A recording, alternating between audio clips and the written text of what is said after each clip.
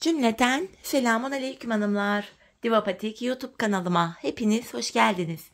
Bugün birlikte dikişsiz, kalp desenli çok güzel bir patik yapacağız. Ben patiğimde ana renk olarak krem kullandım.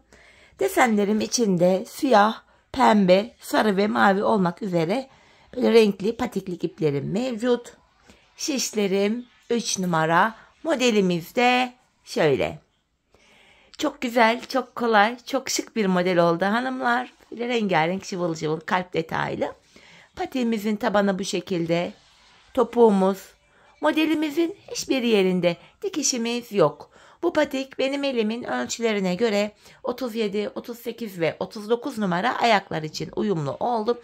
Daha büyük yapmak isteyenler yandaki haroşa sayılarını artırabilir. Daha küçük yapmak isteyenler de bu haroşa sayılarını azaltabilir. Haroşa örgü zaten esnek bir örgü türüdür. Şimdi patiğimize hemen kenar bölümden başlayacağız. Kalem ipim ile başlıyorum hanımlar. 22 ilmek olarak bu şekilde hanımlar öncelikle 22 ilmek atacağız. 1, 2, 3, 4, 5, 6, 22 ilmek atalım gelelim.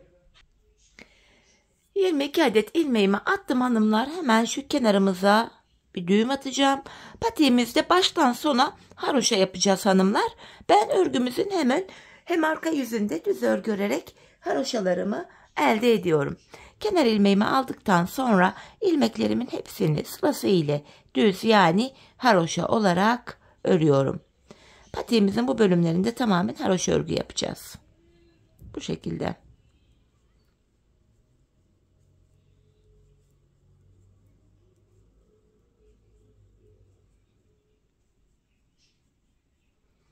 Sonuncu ilmeğimi de ördüm.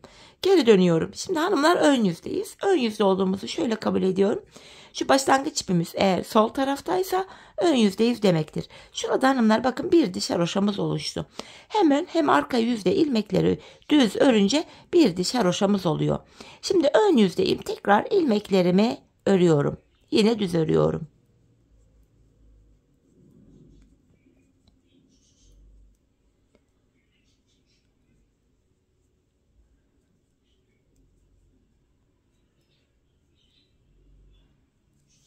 Geri dönüyorum, arka yüzdeyim. Arka yüzde de yine kenar ilmeğimi aldıktan sonra devamında gelen ilmeklerimi yine düz öreceğim. Bu şekilde bir diş haroşa daha elde etmiş oluyoruz.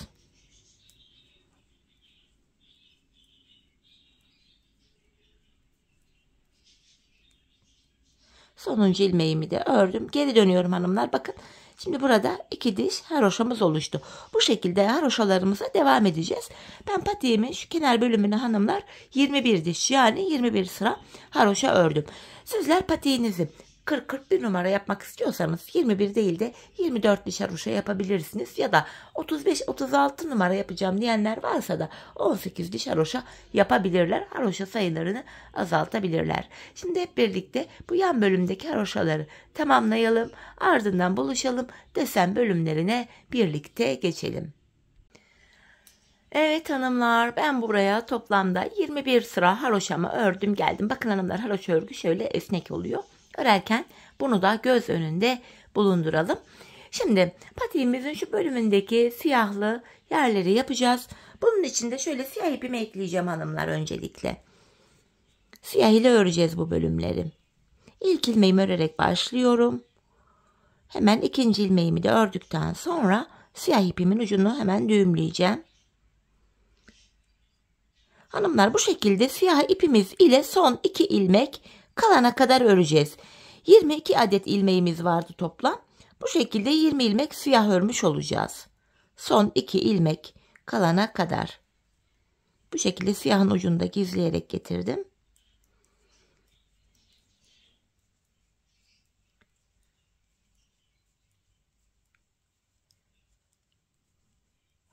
Bakın son 2 ilmeğim kaldı.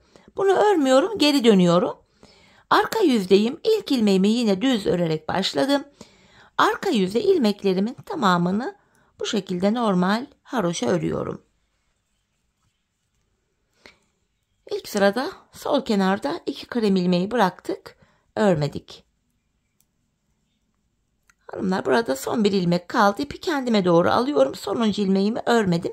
Çünkü ön yüzde renk geçişi yaparken ilk ilmeği öreceğiz.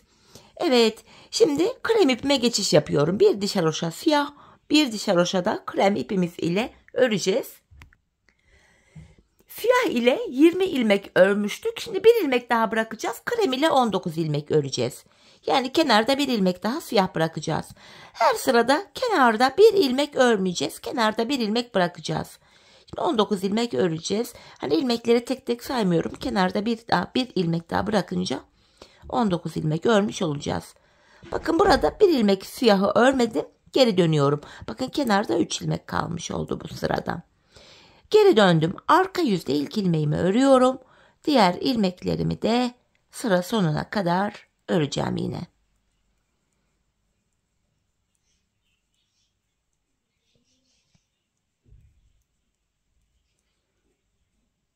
Tekrar ipi kendime doğru aldım.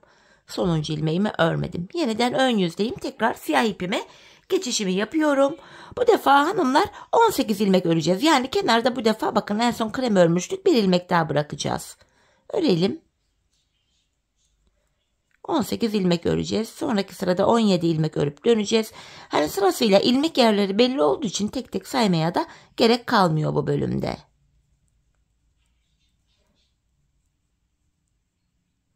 Bakın, burada bir ilmek daha bıraktım, krem. Ardından geri dönüyorum. 18 siyah örmüş olduk. İlk ilmeğimi düz örerek başlıyorum. Şöyle. Devamındaki ilmeklerim de yine haroşa, yani düz örülüyor.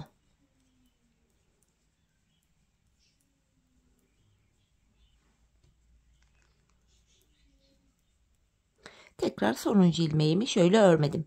Ön yüzdeyiz. Tekrar krem ipime geçiyorum. Bu defa hanımlar, burada bir ilmek daha siyah bırakacağız. Yani 17 ilmek krem örmüş olacağız. Her sırada birer ilmek bu şekilde bırakarak gidiyoruz. Bu şekilde hanımlar, bir ilmek siyah daha bırakacağım kenarda. Ön bölüme bu şekilde oval görüntü vermiş oluyoruz. Bakın, burada bir ilmek daha siyah bıraktım. Tekrar geri dönüyorum. Yani 17 krem örmüş olduk. Tekrar geri döndüm. Arka yüzde yine ilk ilmeğimi örüyorum. Diğer ilmeklerimi de öreceğim yine.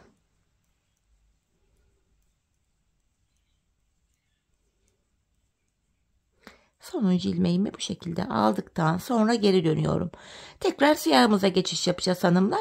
Burada bir ilmek daha bırakacağız kenarda. Yani 16 ilmek siyah öreceğiz. Dilerseniz bu sıramızda sayalım, emin olun.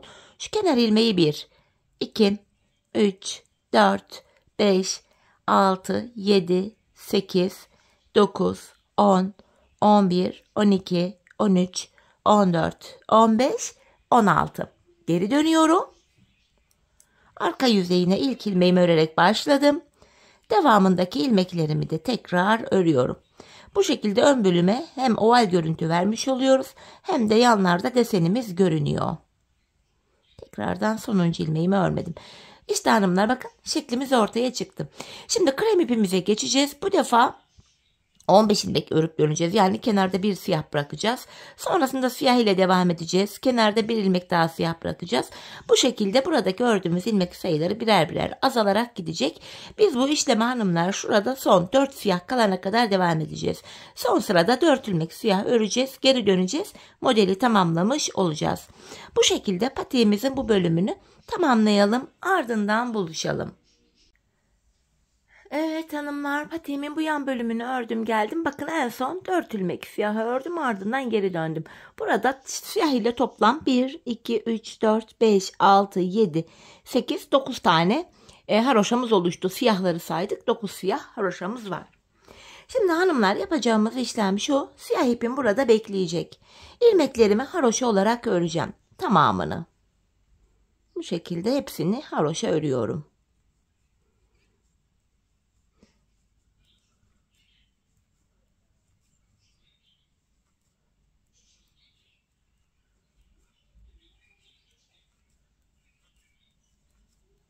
...22 ilmeğin tamamını ördüm. Bu şekilde. Şimdi geri dönüyoruz hanımlar. Arka yüzde de yine kenar ilmeğimizi aldıktan sonra hepsini örüyoruz. Böylece krem ipimiz ile bir diş haroşa örmüş oluyoruz.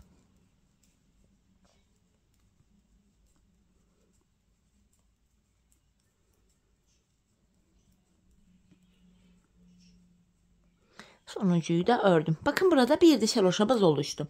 Bu kalp desenlerimize geçmeden önce buraya 2 diş haroşa örmemiz gerekiyor. Bir dişini birlikte yaptık. Şimdi tekrar krem ipimiz ile bir diş haroşamızı daha örelim gelelim. Evet hanımlar, bir diş daha haroşamı ördüm. Bakın burada 2 diş haroşamız oluştu. Şimdi kalplerimizi yapacağız hanımlar. 5 sıradan oluşan kalbimiz. Öncelikle kenar ilmeğimi aldıktan sonra ikinci ilmeğim 3, 4, 5 ilmeğimi krem ile ördüm. 5 tane krem. Şimdi kalplerime başlayacağım. Pembemi alıyorum. Buraya hanımlar şöyle pembe ile 3 tane öreceğim. 3 ilmek. Şu birinci ilmeğim. Hemen pembe ipimin ucunu düğümleyeceğim hanımlar. Şöyle. Şu ikinci ilmeğim. Şu da bakın pembenin ucunda gizleyerek getirdim. 3. İlk kalbimizi yaptık hanımlar. Bu kalbimizde hanımlar şöyle araya 3 ilmek krem öreceğim. 1, 2, 3. Şimdi ikinci kalbimi yapacağım. Mavi renkli ipim ile. Elinizde kalan artık ipleri de kullanabilirsiniz bu kalp bölümünde. Çok az ip gidiyor çünkü. Buraya 3 ilmek de mavi örüyorum. Yine mavi ipimin ucunu da düğümleyeceğim. Bu şekilde düğümümü attım. 3 tane mavi. Şu ikinci mavi ilmeğim. Şu da üçüncü. Tekrardan kremimi alıyorum. 3 tane krem öreceğim. Ve sonuncu kalbimi yapacağım. Buraya da sarı ipim ile 3 ilmek sarı öreceğim. Şöyle. Şu 1. Yine sarıyı da düğümlüyorum. Ben düğümümü attım. Şu ikinci sarı ilmeğim. Şu da üçüncü sarı ilmeğim. Kalan 2 ilmeğimi krem ipim ile örüyorum. Ön yüzde kalbimizin ilk sırasını yaptık hanımlar. Geri dönüyorum. Arka yüzde ilmekleri gördüğümüz renklerle öreceğiz. 2 kenar ilmeğimden sonra kremimi ördüm. Bakın renk geçişlerinde ipimi arkada bıraktım. Şöyle çaprazlamasına kremin altından geçirerek sarı ipimi aldım. Sarı ilmeklerimi sarı ipim ile örüyorum. Tekrar sarıyı arkada bıraktım. Aradaki 3 kremimi krem ile öreceğim. Şu 1, 2, 3. Tekrardan kremimi arkada bıraktım. 3 mavi ilmeğimi mavi ile örüyorum. Ön yüzde model kurulumu yapacağız. Arka yüzde de ilmeklerimizi gördüğümüz renklerle öreceğiz. Tekrardan kremimi aldım. Aradaki 3 ilmek kremimi yine krem ile ördüm. Son olarak pembemi alıyorum. Bu 3 pembe ilmeğimi de pembe ipim ile ördüm.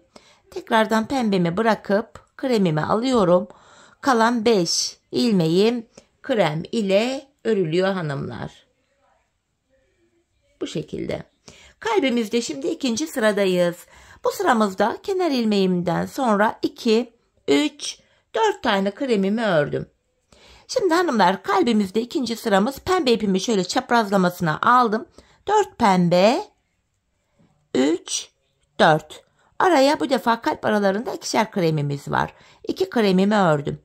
Şimdi de şöyle yine çaprazlamasına bakın kremin altından alarak, yoksa aralarda delik görüntü oluşur. 4 mavi örüyorum. Tekrardan kremimi aldım. 2 tane krem ve tekrar sarımı alıyorum. 4 ilmek de sarı örüyorum. 3 ve 4. Kremimi aldım. Kalan 2 ilmeğim krem. Kalbimizin ikinci sırasını ön yüzde kurduk hanımlar. Şimdi geri döneceğiz. Yine arka yüzde ilmeklerimizi gördüğümüz renklerle örelim gelelim. Arka yüzde ilmeklerimi ördüm. Tekrar ön yüze geçiyoruz hanımlar. Kalbimizde bu defa 3. sıramız. Bu sıramızda kenar ilmeğimden sonra 2. ve 3. ilmeğimi de krem ile ördüm. Tekrar çaprazlamasına pembemi alıyorum. 4 pembe, 2, 3, 4. Kalp aralarına 2'şer tane krem öreceğiz. Tekrardan maviyi alıyorum. Bu defa 4 tane mavi örüyorum. 1, 2, 3, 4.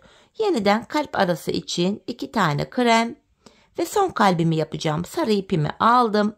4 ilmek sarı örüyorum.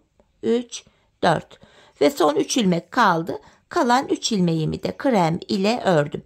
Ön yüzde kalbimizin 3. sırasını bu şekilde yaptık hanımlar. Şimdi arka yüzde ilmeklerimizi örelim gelelim.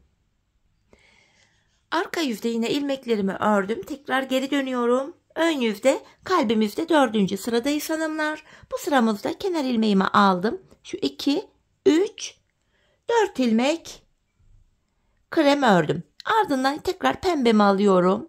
4 pembe. 1, 2, 3, 4. Kalp aralarında yine ikişer tane kremimiz var. Şu birinci kremim. Şu 2. Bu defa mavi kalbimi yapacağım. Aldım mavimi. 4 tane mavi. 3, 4. Yine tekrar kalp arası için 2 tane krem örüyorum. Ve son kalbimi yapacağım. Sarı ipimi aldım. 4 ilmekle sarı örüyorum. 3 ve 4. Tekrar kremimi aldım. Kalan 2 ilmeğim krem. Bu şekilde. Yine arka yüzde ilmekleri örelim gelelim. Evet hanımlar, tekrardan ön yüzde kalbimizde 5. ve sonuncu sıradayız. Kenar ilmeğimle birlikte toplam 5 ilmek krem örüyorum. 3, 4, 5. Pembemi aldım. 3 tane pembe öreceğim şimdi. 1, 2, 3. Kalp aralarına 3'er tane krem öreceğiz. Şu ikinci kremim, şu da 3. İkinci kalbimi yapıyorum. Mavi ipim ile buraya 3 tane mavimi ördüm. Tekrar kremimi alıyorum. Kalp arası için 3 tane krem.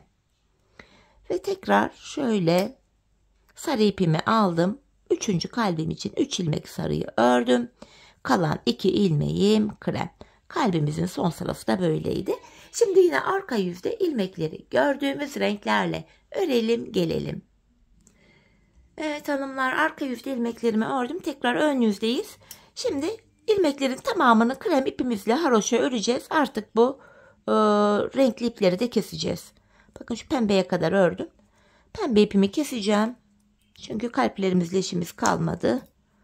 Şöyle pembe ipimin ucunu düğümlüyorum. Sırasıyla artık bu renkli iplerimizi kesiyoruz hanımlar.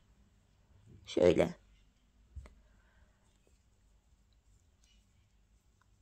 Ucunu da gizleyerek getirdim. Bakın şimdi mavi ilmeğime geldim. Mavi ipime. Şimdi burada mavi ipimi de keseceğim. Sırasıyla bu iplerin kalabalığı da gidiyor. Evet, düğümümü attım.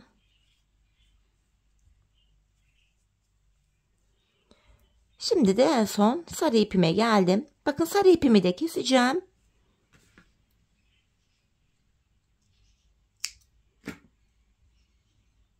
Ucunu düğümlüyorum. Bu şekilde renklileri artık çıkartabiliriz. İlmeklerin tamamını artık böyle krem ipimiz ile haroşa örüyoruz. Bakın şimdi ön yüzde ördük. Geri dönüyorum. Arka yüzde de yine kenar ilmeğimden sonra ilmeklerimin tamamını haroşa öreceğim.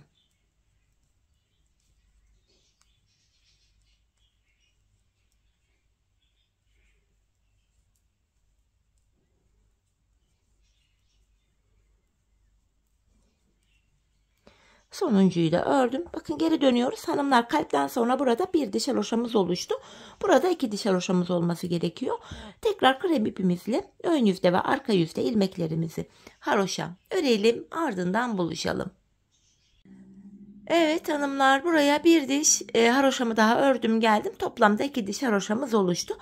Şimdi tekrar patiğimizin şu kenarındaki bölümleri yapacağız hanımlar. Bakın bu siyahlı bölümleri. İlkini yaparken ilk 20 ilmek örerek başlamıştık. 19, 18, 17, en son 4 ilmek ördük, döndük. Bu kenarı tamamladık. Burada da tam tersini yapacağız. 4 ilmek ile başlayacağız. Şimdi ön yüzde renk geçişi yapacağımız için bu defa son ördüğüm ilmeğimi şöyle açacağım. Şöyle. Şimdi siyahımı şöyle alttan alıyorum. Çok sıkarak almayalım hanımlar. Biraz şöyle gevşek arkada bırakalım. Çünkü patiğimizin şurasında şöyle esneklik payı olsun. Bakın şöyle ölçerek alabilirsiniz. Bakın. Bu şekilde siyahımı aldım. Şimdi başlıyoruz. Bu defa 4 siyah örerek başlıyorum. 2, 3, 4. 4 ilmek siyah ördüm. Geri dönüyorum. Arka yüzde yine ilk ilmeğimi örerek başladım. Diğerlerini de bu şekilde örüyorum. Bu bölümde sonuncu ilmeklerimi örmüyorum. Çünkü ön yüzde renk geçişi yapacağım. Şimdi krem ipime geçtim. Bu defa 5 tane öreceğim. 2, 3, 4, 5 tane krem ördüm. Bakın bir önceki sırada 4 örmüştük. Şimdi 5 ördük. Geri dönüyorum. Yine ilk ilmeğimi düz örerek başladım. Arka yüzde ilmeklerimi bu şekilde örüyorum. Ön yüzdeyiz. Şimdi de tekrar siyahımı alıyorum. 6 ilmek siyah öreceğim. 1, 2, 3, 4, 5, 6. Geri dönüyorum. Yine arka yüzde 6 siyahımı haroşa örüyorum. Tekrar ön yüzdeyiz. Sırasıyla renk geçişi yapıyoruz hanımlar. Kremimi aldım. Bu defa 7 krem öreceğim. Her sırada ilmek sayımız birer birer artarak gidiyor. Bakın 7 kremimi ördüm. Tekrar geri dönüyorum. Arka yüzde yine ilmeklerimi haroşa örüyorum. Tekrar siyah alacağız hanımlar. Bu defa 8 ilmek siyah öreceğiz. Şöyle şu kenar ilmeğim 1, 2, 3, 4, 5, 6, 7, 8. Ardından geri dönüyorum. Arka yüzde de yine ilk ilmeğimi örerek başladım. İlmeklerimi örüyorum. Şimdi kreme geçeceğiz hanımlar. 9 krem öreceğiz, döneceğiz. Sonrasında siyaha geçeceğiz. 10 siyah öreceğiz. Her sırada artacak. Ta ki burada son 2 ilmek kalana kadar öreceğiz. Buraya 20 siyah ile başlamıştık. Burada da en son 20 siyah öreceğiz. Gerideki ilmek bırakacağız. Sonra bu modelimizi de bu şekilde tamamlamış olacağız. Burada son 2 ilmek kalana kadar, yani en son 20 ilmek siyahımız olana kadar patiğimizin bu kenarını da tamamlayalım. Gelelim. Evet hanımlar, patiğimizin bu diğer dilimini de tamamladım. Gördüğünüz gibi en son siyah ipim ile 20 ilmek ördüm. Geri döndüm. Kenarda son 2 ilmek kaldı. Bu bölümü de tamamladıktan sonra tekrar krem ipime geçiyorum. Hanımlar, artık krem ile haroşalarımıza devam edeceğiz. Şimdi artık siyah ipimle de işim kalmadığı için kesiyorum siyahımı. Artık modelimize krem ipimizle devam edeceğim. Hemen şurayı da düğümlüyorum. İlmeklerin tamamını krem ipim ile haroşa öreceğim artık. Bu şekilde.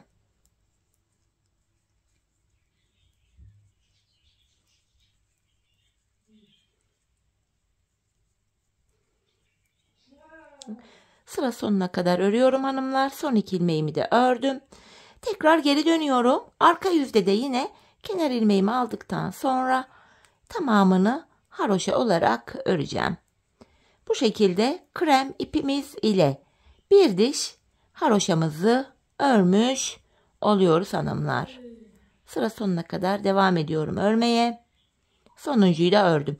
Bakın hanımlar, burada bir diş haroşamız oluştu. Ben bu ilk kenara, şuraya 21 diş haroşa örmüştüm. Bu kenara da aynı sayıda öreceğim.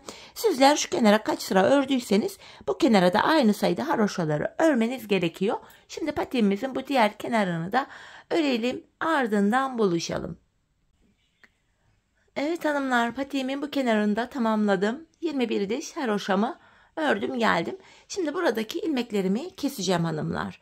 İkişer ikişer toplayarak kesimimizi yapacağız bu şekilde.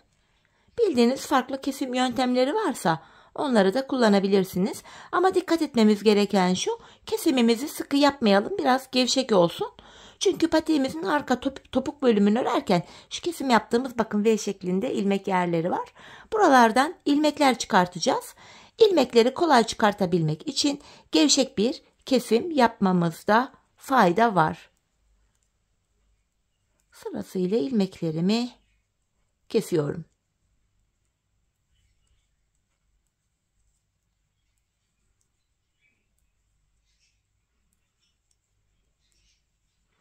Son bir ilmeğim kaldı.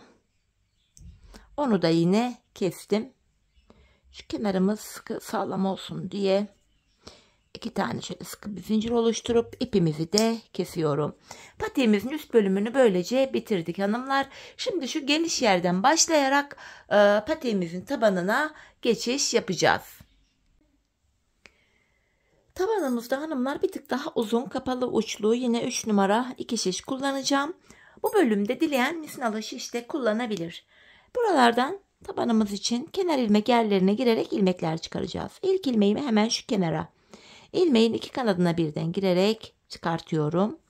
Sırasıyla ilmekler çıkaracağız hanımlar. Sıradaki kenar ilmek yerine girerek ikinci ilmeğimi de çıkarttım. Hemen düğüm atıyorum kenarıma yine. Bakın yine buraya girerek üçüncü ilmeğimi çıkarttım. Şu dördüncü ilmeğim. Beşinci ilmeğim.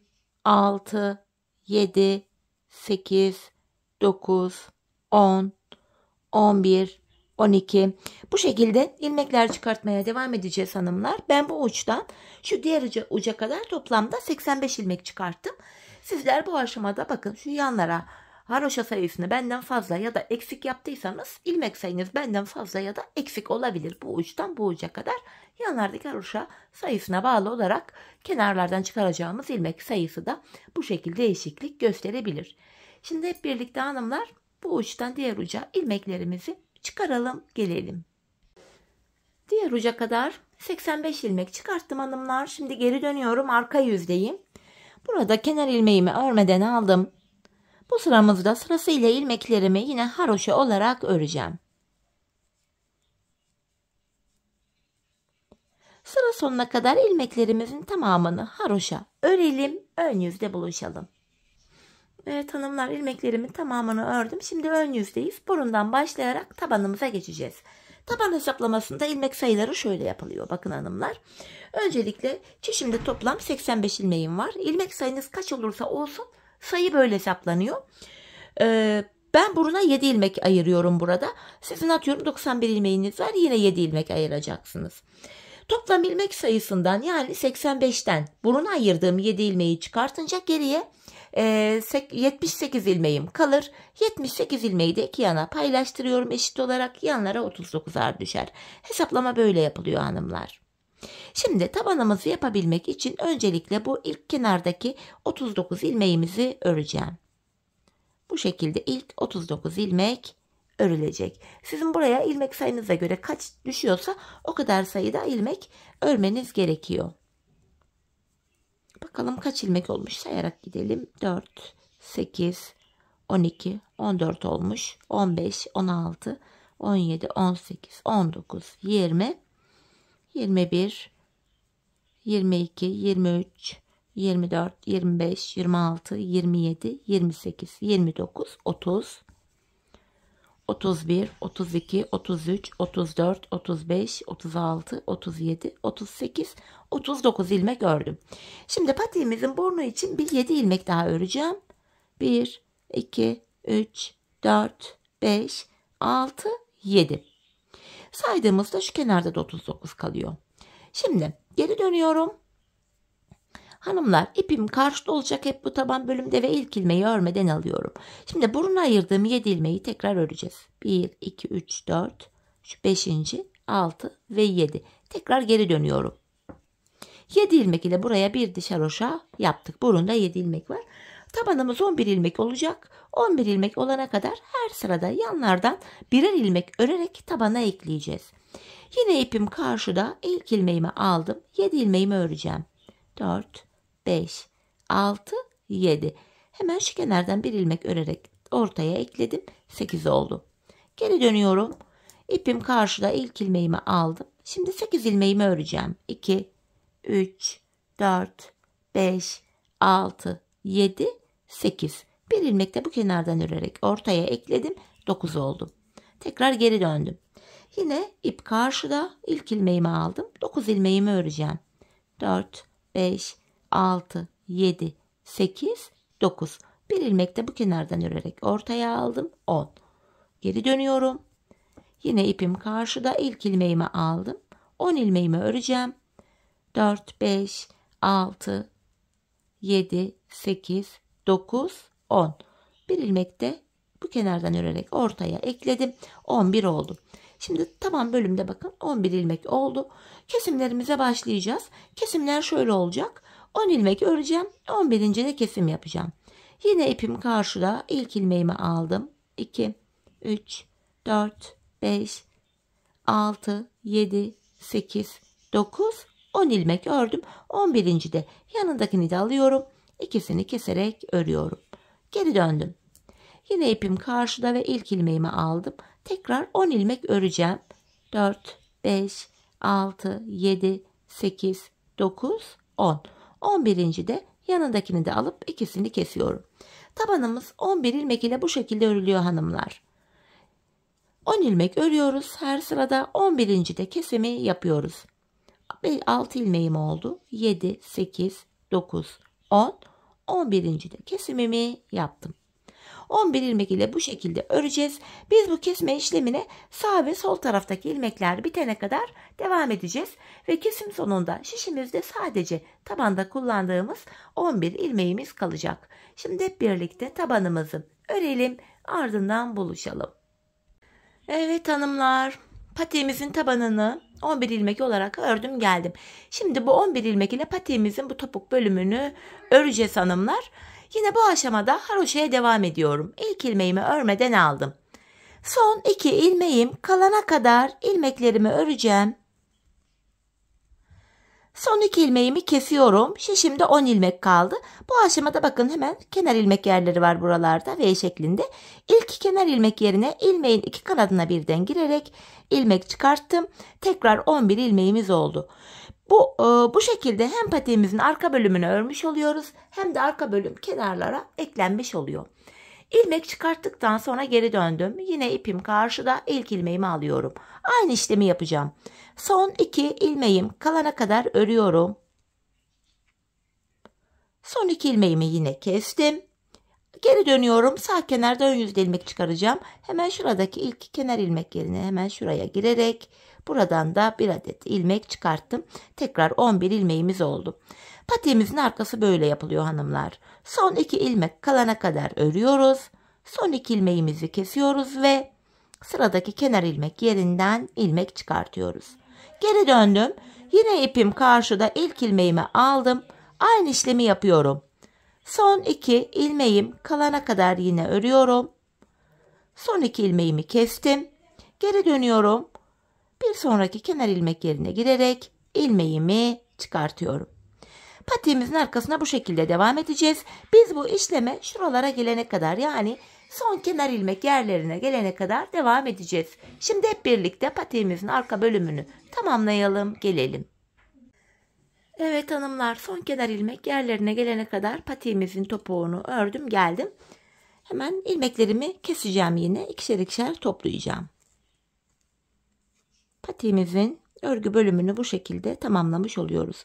Kenardan kalan ipuçlarımız, onları da kesim yaparken şöyle atlatarak gizliyorum.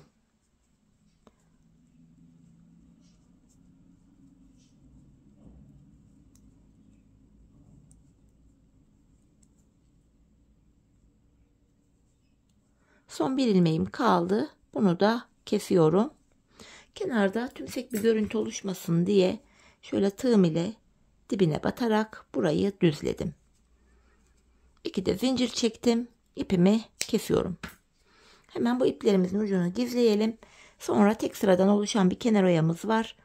Kenar oyasının yapılışını da sizlere göstereceğim kısaca.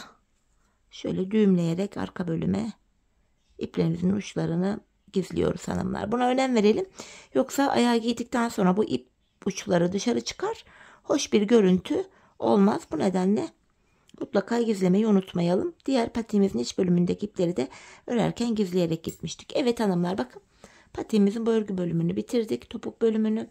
Hemen kenar oyamızı göstereceğim. Siyah ipimle yaptım ben. Şöyle siyah ipimi alıyorum. Önce buraya siyah ile bir ilmek oluşturacağım. Hanımlar, bu topuğu bitirdiğimiz yerden itibaren, şuradan itibaren ilmeğimi sabitliyorum. Yapacağım işlem şu. İpimi tığıma doluyorum. Sıradaki kenar ilmek yerine ilmeğin 2 kanadına birden batarak ilmek çıkartıp tığımdaki 3 ilmeği topluyorum. Sık iğne tekniği kullanıyoruz. Fakat ipimizi tığımıza bir kere doluyoruz. Bu şekilde. Bunu da çok sıkarak yapmayalım, yoksa patik boğazı dar olur, ayak zor girer. Ne çok sıkı ne çok gevşek.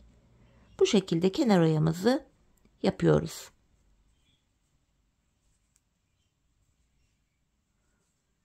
Böyle. Patiğimizin çevresini bu şekilde şu ilk başladığımız yere kadar dolanalım gelelim. Evet hanımlar, kenar oyamı tamamladım geldim. En son buraya da zincirimi çekeceğim. Siyah ipimi de artık kesiyorum. İpimizin ucunu da şu siyah aralara girerek gizleyeceğim. Patiğimiz bu kadardı.